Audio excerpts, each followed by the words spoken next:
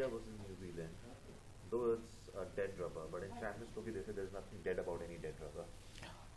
Well, I don't think it's a dead rubber. I think it's a pretty important game as far as momentum is concerned. It's a short tournament, and so given that it's a short tournament, I think you want to maintain momentum, and I think the Indian team, given that they've started well and created great momentum for themselves in this tournament, will want to maintain it because they're practically playing the next game on the bounce. So it will be serious business for them tomorrow. Of course, now Indians are through to the semi-final. I mean, you see this team going all the way and repeating the heroics of 2013. Yeah, I think they seem pretty much favourites to do that, to be honest. I think we've got the team, we've got the form, the bowlers are bowling well, the batters are batting exceptionally well.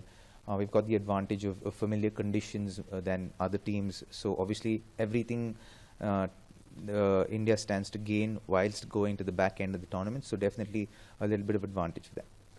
300th ODI for none other than Virat Kohli.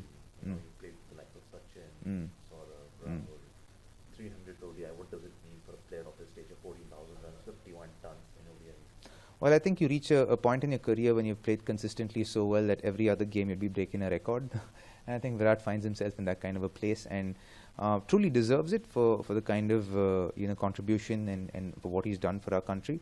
As far as batting and as an individual player is concerned, he's done exceptionally well and truly deserves it. I don't think there's anyone who's made their debut in the last 5 years who'll end up achieving 300 games in their career. So I think this is no mean feat. So extremely happy for him. Well, a lot of people are questioning his place also in the side, but the best way he'd silence the critic is by scoring a century against Pakistan.